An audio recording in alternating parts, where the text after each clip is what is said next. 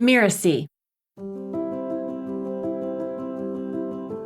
And for me personally, Changemaker has been one of those words that has really helped my clients understand that, yes, I can help change them and what's most important to them, but we can also start a ripple effect out into the world.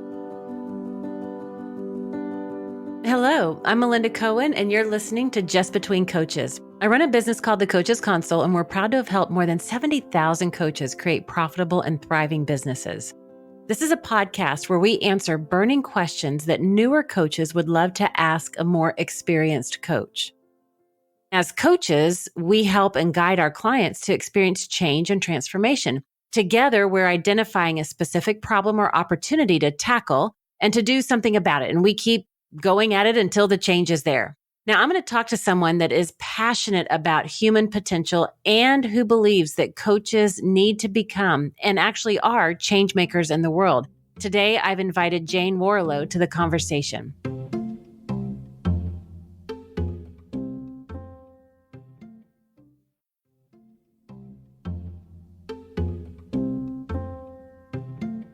Jayne is one of the world's most exclusive business coaches, and her clients are by invitation and referral only. She helps coaches fulfill their potential by building their businesses in a purpose-driven and profitable way so they can make a meaningful difference in the world. Welcome, Jayne. Oh, Melinda, thank you so much for having me. I'm excited to talk to you. Oh my gosh, I'm so excited to have you on the show. Before we dive in, would you mind sharing a little bit of your background with our listeners? Sure. I've been in the coaching and change and consulting industry now for almost 3 decades. And through that time, I've seen an awful lot of changes. And I started my career as a coach and consultant even before in the UK, we called it coaching. It was one-on-one facilitation. And I started off working for a global consultancy, then for a university in the UK. And I set up my own consultancy company in 1996. And started working with a lot of organizations in leadership development, mainly through London and then through Europe, and then found myself in the global space and was one of the few women to be there working with leaders and coaching them. And I think for me, I started off as a trainer. And when I found coaching, I couldn't believe how powerful a methodology it was for really implementing not just short-term changes, but long-term sustainable change. And that's what really fires me up. And so I started my first business in 96, took it to multi-million dollars. And then in 2001, I gave birth to my youngest child, Jacob. And during that time, during that birth, I suffered a major medical injury. And what was really kind of interesting when I look back now with hindsight on that time is that this was a pivotal moment in my professional career as well, because actually I was misdiagnosed. I won't go into all the details, but I ended up with a terminal diagnosis. And from that, 2 of my worlds came together. So my business world, my strategy, everything I'd learned at business school kind of came in with my energy, my spiritual path and my energy medicine and all the work that I knew there, including Oriental medicine. And when I came back to life, after I think it was 3 or 4 years, that was actually bedridden and had numerous surgeries and nothing works, finally had the terminal diagnosis. And when I came back to life and came back to my work, it was kind of like walking into the living dead. And I realized that the corporate world had very little energy within it. It was almost like it had lost its soul. And so I had to kind of merge my 2 worlds together. That was kind of the genesis of me starting to think about coaching and the role it could play in our evolution as humans. Because as coaches, we are throughout all of society. And that's when I started working with coaches in the early 2000s, teaching them some of the methodologies, some of the energy work, and my body of resonance began to develop and grow. And it's through Coaches Business School also about a conscious kind of approach to business. And I've mapped consciousness through my resonance tools and techniques into business, into leadership. And now I'm teaching it to coaches too, which I just love. But I think these times particularly, there's an appetite now for this work because we're all searching for more meaning. Business has become a waste ground of the soul, and it's time that we reimagined it. and really use it as a lever for change. And that's the role I think coaches can really lead with. Wow. Like mic drop right there. That was amazing, especially that last part. That was a bold statement, business. Yeah. What my brain inserted was the corporate world, because that's my background before I came into coaching. And you said business has become a waste ground. And now is the time where we need to transform because it's not working anymore.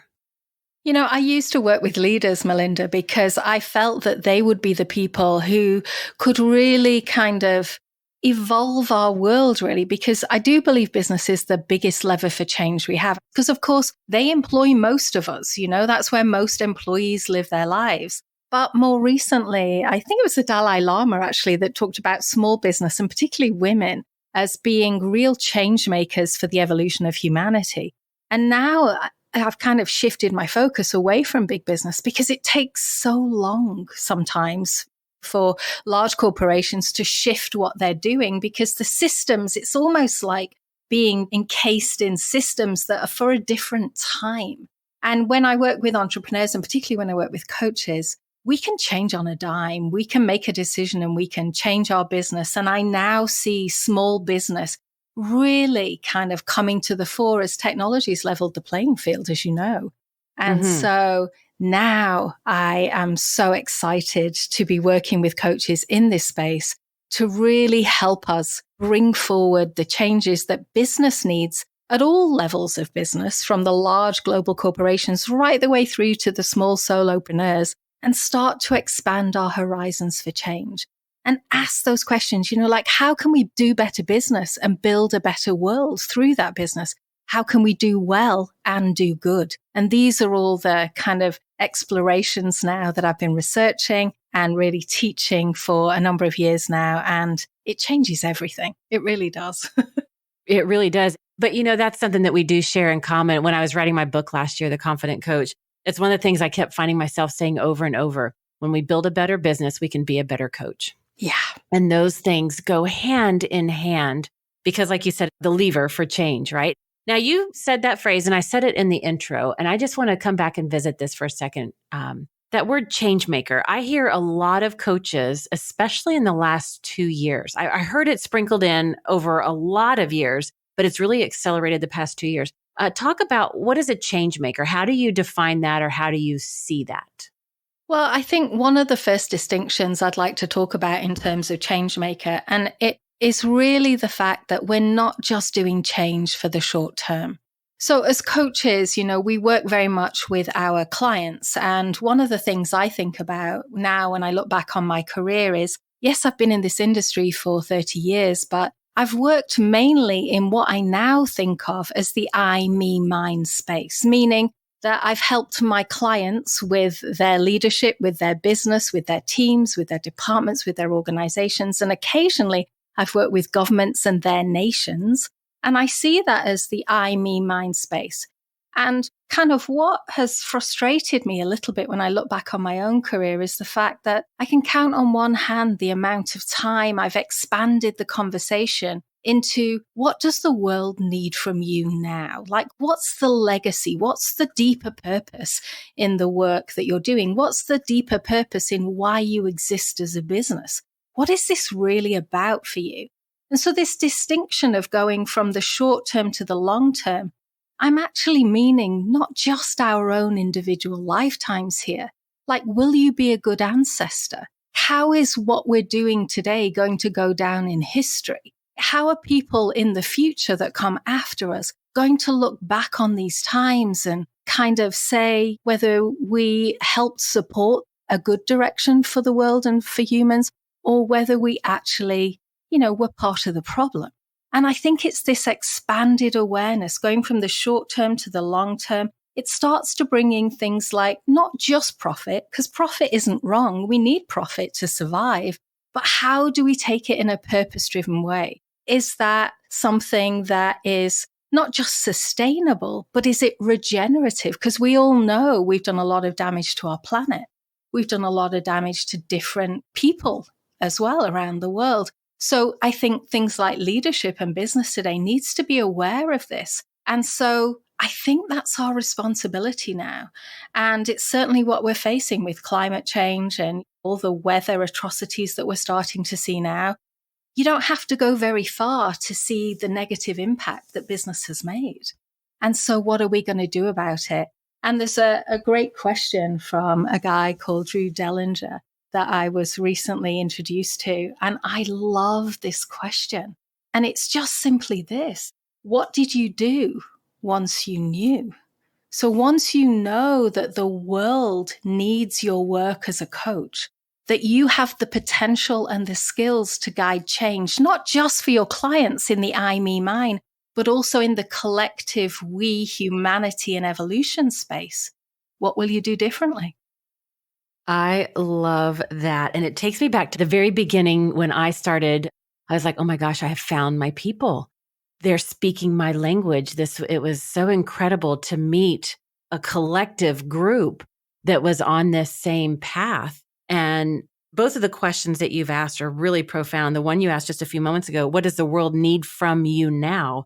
I was thinking back to that, and it was more about what is my contribution? What's my mission? What's my purpose? And I think about all those coaches that I've helped, like with their website or their branding or their messaging or their market, all this. And all those years, the early years, it was all about that. What's my mission? And so I love how you've switched that. What does the world need from me now? And it's like, whoa, let me check in, because I've been giving to the world based on what I know and feel I need. And I'm called to give and share and contribute. But have we ever stopped to ask that question? What does the world need from me now? And just to pause and live into that question, that goes to that collective. You described it as the we humanity, and moving into that. Now, let's paint a picture, because a lot of our listeners, they're newer coaches or they're early in their business in the first few years. And let's say that there's that coach, they're ready to start their own coaching business, but they also want to become a change maker. Like, that's important. It's not just an either or, but they're like, let's do it this way. And the way that you describe, where do they start? Like, how does that coach then proceed?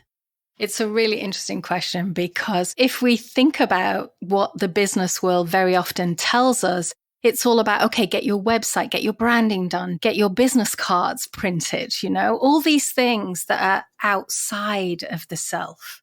And I'm a true believer in business from the inside out. So I don't want these new coaches to have to feel like they're bending themselves like a pretzel to fit into who they think they should be in terms of a coach and who they think they should be in terms of their business. So the starting place actually lies deep within. And as coaches, we know the power of a question, like you just pulled out there from what I was talking about, Melinda. It's kind of the mark of a phenomenal coach to really think about, what are the questions I'm asking myself right at the very beginning? You could say, well, what do I want to do, right? I'm a coach now. I've got these skills. Who do I want to work with? What do I want to do?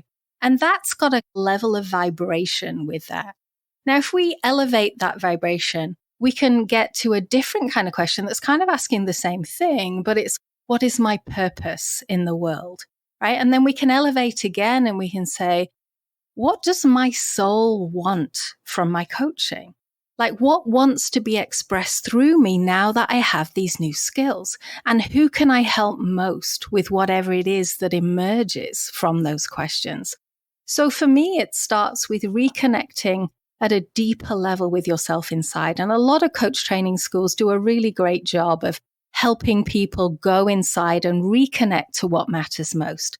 And for me, that's where everything begins, because you can't start to think about branding or website or like the clients you want to work with until you know what is the business that's going to work for you, the one that's going to create the impact. Because I've never met a coach yet that hasn't told me that the reason they came into our profession is because they want to make a difference in the lives of others. That's what's driving most coaches.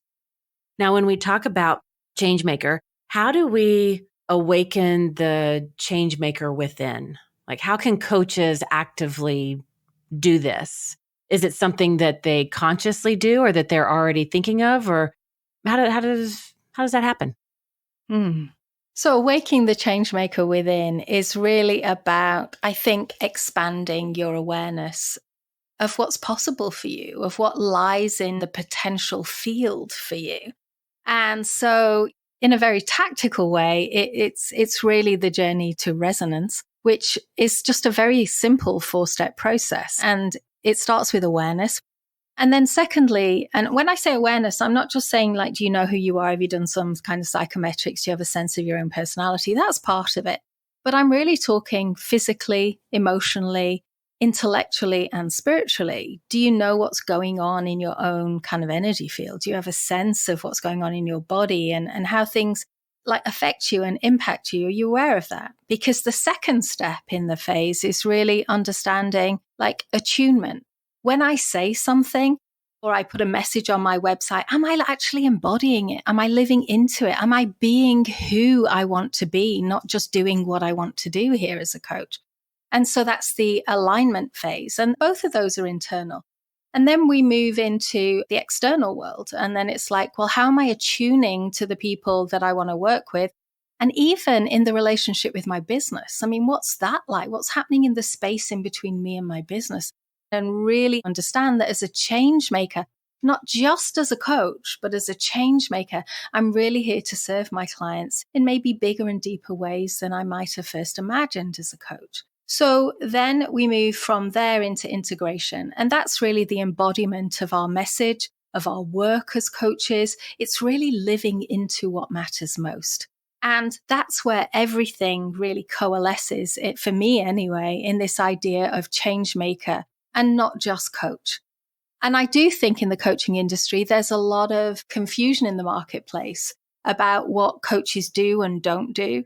So how can I really communicate what I do? And for me personally, Changemaker has been one of those words that has really helped my clients understand that, yes, I can help change them and what's most important to them, but we can also start a ripple effect out into the world. And so this idea of Changemaker is really about, okay, how can we do good as well as do well?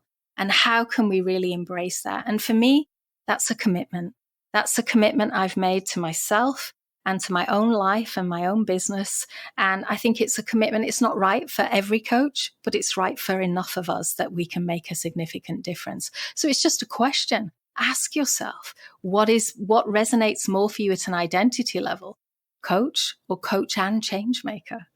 Because I don't believe you negate the coach by being the change maker. I actually believe it's a transcendent term that's a little bit more expansive than coach. And just kind of evolving with the way the industry is evolving with the way the market and the buyers are evolving, because the everyday buyer in today's world, they're no longer saying, well, why coaching? What is coaching? How does it work? Like they know it. They know it works. They know a lot of coaches that could support them, but now they're saying, why you? And what I love about this is that the authenticity, the consciousness is coming out, the awareness is coming out so that you can answer that question that they're asking. And this is why me. And now you know if we're aligned or not, and you have that understanding, Mr. Buyer or Miss Buyer. And then there's the relationship that can be formed or not, but there's that clarity that can be had. Yeah. And here's another thing that I think is a distinction for me, particularly in business and executive coaching, about the difference between coach and change maker for me. Because change maker feels more expansive, as I've said, but I'm not interested in just being a business or an executive coach anymore. I don't just want to help anybody just get richer or just chase the money or help the wealthy get more wealthy. I'm interested in changes that really benefit all of us, changes that resonate for us all. This inclusivity that we're starting to bring into a lot of organizational life as coaches, diversity and inclusion, all these things, social impact, all these things. And so for me, when I start thinking about myself as a coach, I think, well, I can just work with my clients in what it is they want. And we all know when we start working as coaches, we sometimes market one thing and we definitely deliver what our clients want. But we also give them what they really need, which is not always in their awareness when we start working with them. And so for me, it's bringing that front and center and saying, I'm not willing anymore to work with people who are just chasing the money. I want to work with only people who want to make a positive impact in our world.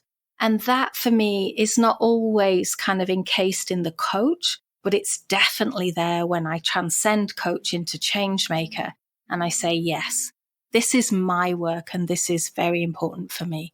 And like I say, it's different for everyone, but yeah, that's my kind of take on it.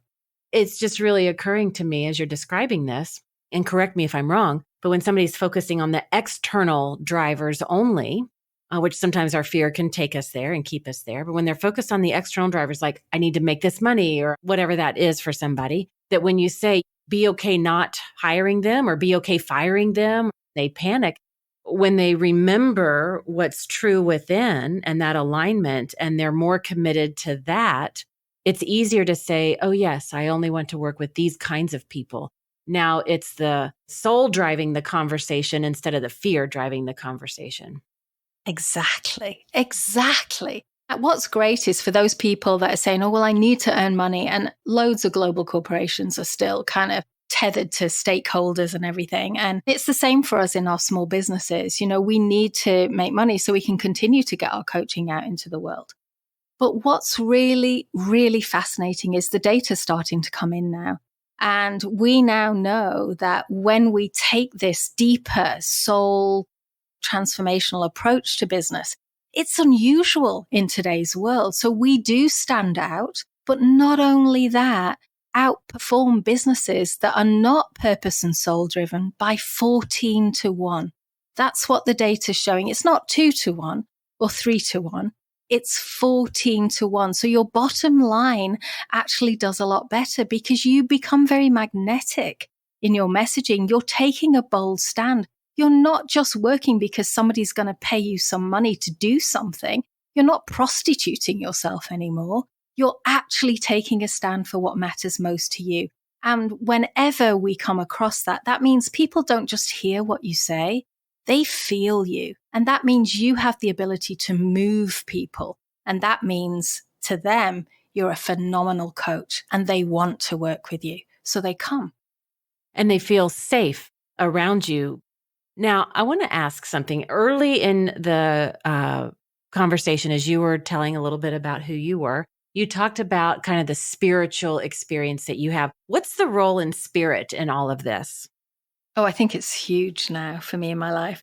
I started off with a career, then I got a business, then I got a purpose-driven business, and now I have a calling, right? And so I think that's probably the best way of answering the question, because for me now, business is, I've kind of gone beyond my intellectual headspace. And what I mean by that is I'm not just working with what I know. And I think this is so important in today's kind of uncertain marketplace where we're all having to lead through uncertainty, right? So I now am in my leadership of my own business. I'm following the energy. I'm following where the work wants to go.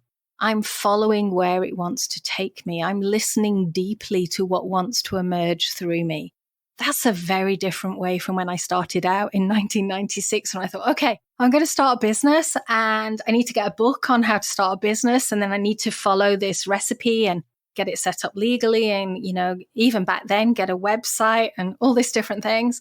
Well, I don't believe that's the way of business now. I think it's still very alive in our marketplace today, but the early adopters are starting to really listen deeply to this kind of what I call the dance of leadership. It's not just about stepping forward and guiding other people through your leadership of your business and your coaching.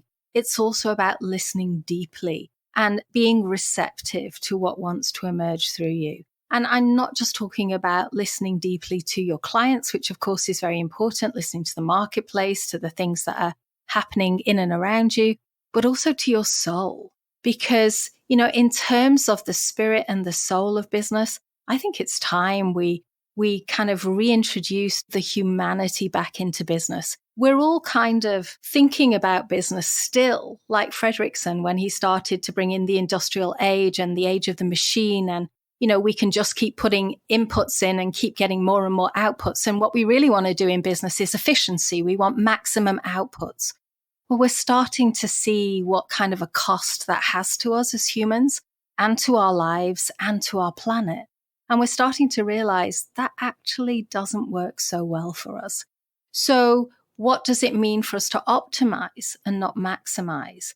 And so when we start to bring the soul back into the conversation, when we start to bring our humanness into our work, things like self-care start to become important. Because I realize I can't do my best work as a coach if I am depleted internally.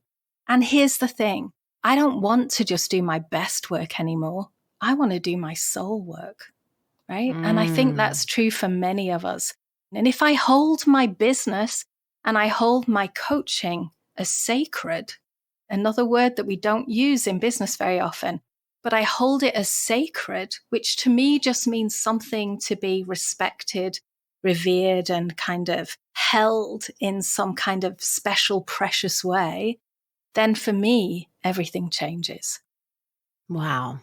Well, let's summarize a few things that we've talked about today, because we started out the conversation talking about how business is the biggest lever for change, and how when we expand our perspective, we can build a better business to be better at what we do. And we talked about what does it mean to be a change maker, not just a coach, but a coach and a change maker. And that we're not just making change for the short term, but we're expanding it beyond the I, me, mind space to, I love how you called this, Jayne, the collective we humanity.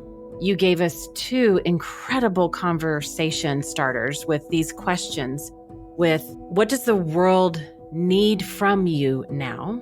Like, what's the legacy? Go into that long-term discussion with yourself. And then as you begin to explore that and you have that purpose-driven awareness, then to ask that other question that I love, what did you do once you knew? And to really live into those questions. And as a new coach starting out, or if you're just in your early days, or any coach going to any level, it's building your business from the inside out so that we don't have to be who we think we should be, that we're not living by the shoulds, but that we're living based on what lies deep within. And another powerful coaching question for that internal exploration is, what does my soul want through my coaching business? I love, Jayne, when you shared with us the 4 steps to awaken the change maker within, and you gave us that invitation. Are we just a coach, or are we a coach and a change maker? And just evolving how we talk about that so that we can have that congruence that runs through everything that we do to help you stand out in the marketplace. And then those stats that you gave us, 14-1, when we take that bold stand from that deep internal place of conviction, we got into the beautiful dance of leadership and the role of spirit. And I love when you said you first had a career, then you had a business, then you had a purpose-driven business, and then a calling. And dare I would say, I'm going to guess that your next thing after that is going to be legacy. Because that's what's going to happen naturally when you live from this spot. And we talked about not maximizing, but optimizing, not doing our best work, but doing our soul work, and holding the work that we do as sacred. Jayne, do you have any parting words for our listeners? As coaches, we have the most incredible skill set to guide people into deep transformational change. So I want to just say, don't waste that. If you want to live a meaningful life, if you want to create a business that really impacts people in a deep way, and that doesn't have to be global, it can just be one client, one conversation at a time, then why not consider your role as a change maker? Why not make a commitment to helping your clients achieve that ripple effect that the world really needs? Beautiful. Well, thank you for listening to this episode of Just Between Coaches. And also a big thank you to Jayne for this incredible conversation. You can find out more about her and her work at coachesbusinessschool.com. That's coachesbusinessschool.com. You'll find more links in the show notes as well. Jayne, thank you so much for coming to the show. Oh, Melinda, it's been my pleasure. Thank you so much for inviting me. I'm Melinda Cohan, and you've been listening to Just Between Coaches. Just Between Coaches is part of the Mirasee FM podcast network, which also includes such shows as Making It and Once Upon a Business. Cynthia Lamb produced this episode. I wrote this episode with Michi Lantz. She assembled the episode. Danny Inney is our executive producer, and post-production was by Post Office Sound. If you want to listen to upcoming great episodes on Just Between Coaches, please follow us on Spotify, on Apple Podcasts, or wherever you're listening right now. And if you like the show, please leave us a starred review. It's the best way to help us get these ideas to more people.